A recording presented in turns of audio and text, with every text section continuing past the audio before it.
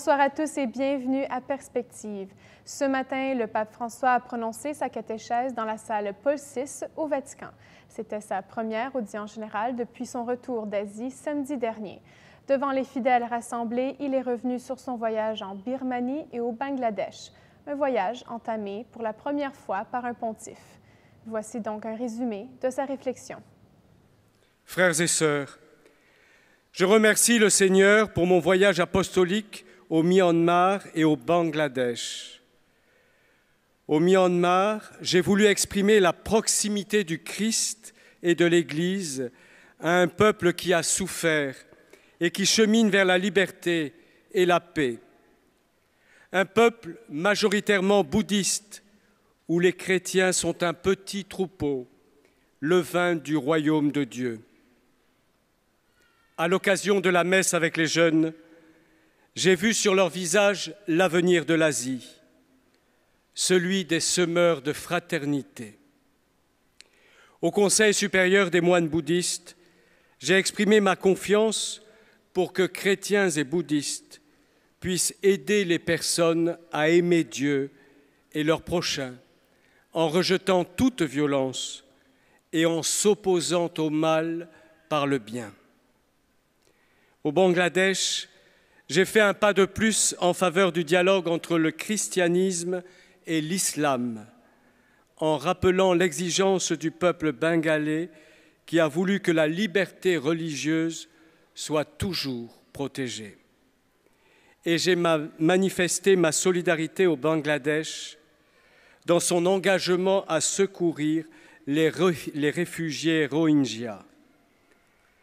Avec l'ordination de 16 prêtres, j'ai rendu grâce à Dieu pour les vocations qui naissent dans des communautés vivantes.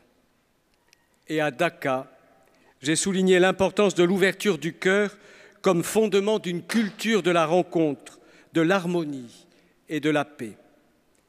Comme un signe d'espérance pour le Bangladesh, pour l'Asie et pour le monde.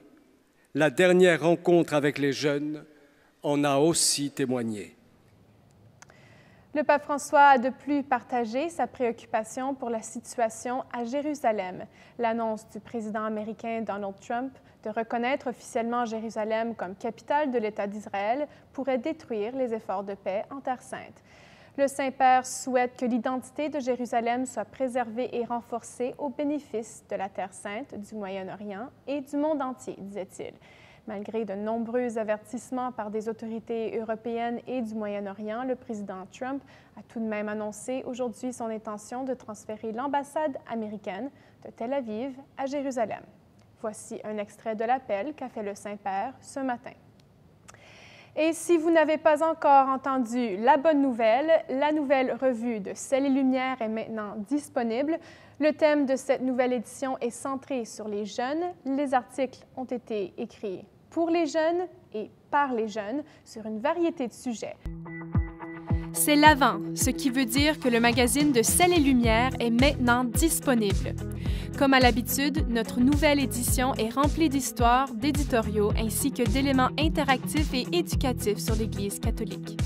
C'est notre première édition qui traite uniquement des jeunes, alors que l'Église se prépare au Synode des évêques qui aura lieu en octobre 2018.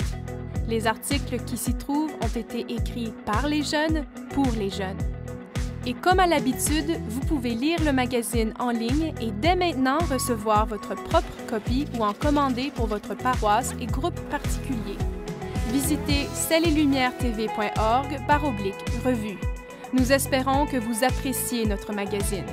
Suivez notre programmation pour le temps des fêtes sur la télévision Sel et Lumière ou en direct sur notre chaîne web.